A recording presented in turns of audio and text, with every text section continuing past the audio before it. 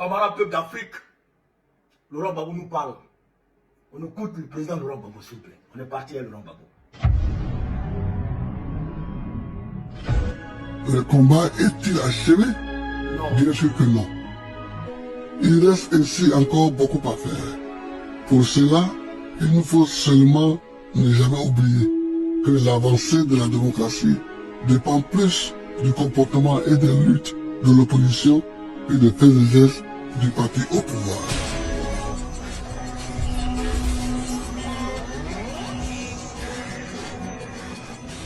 Cela est nécessaire.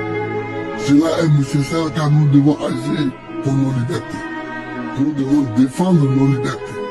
Ne pas le faire reviendrait à renier notre passé et à trahir notre jeunesse. Nous sommes le mouvement de tous les combats à mener. Nous sommes le mouvement au service de l'Afrique. Nous sommes le mouvement de l'espoir. Nous sommes le mouvement du renouveau. La liberté vaincra en avant.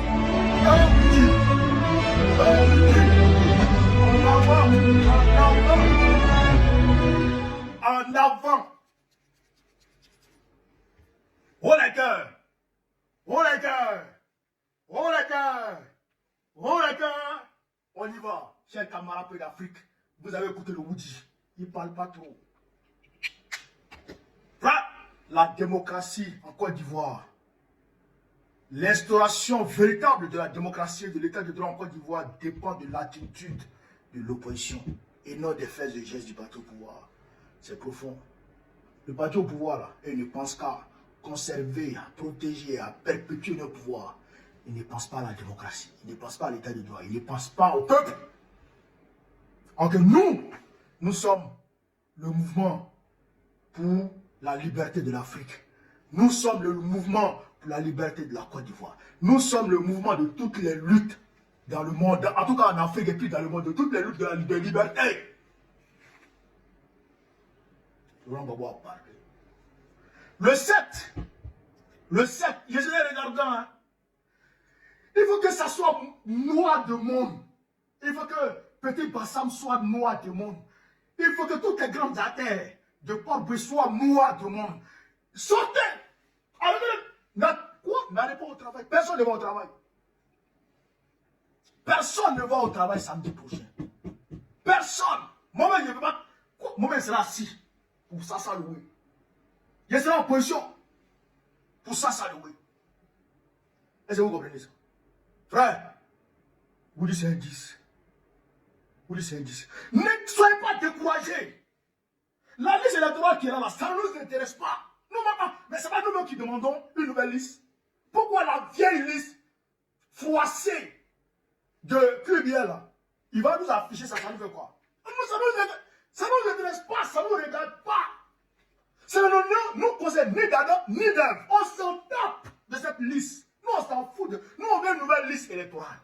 C'est tout. Et puis, Côte d'Ivoire, là, il faut que les gens... Côte d'Ivoire, là, c'est pour nous. Côte d'Ivoire, c'est pour nous. Oui, on ne peut pas accepter que quelqu'un nous dicte ce qui se passe dans notre pays. Jamais de la vie. Parce que toutes les gesticulations dans la salle de Ouattara, là, toutes les crépitations dans la salle de Ouattara, c'est la France qui lui met ça dans la tête. C'est la France qui lui met ça dans la tête. Et c'est la France qui lui dit de faire ça. C'est la France qui est en train de nous imposer, aujourd'hui encore, à la salle de Ouattara. Mais la France va regretter toute sa vie. Si un Ivoirien tombe, si une balle, parce qu'on nous apprend que la France est en train de livrer des armes aux Ivoiriens.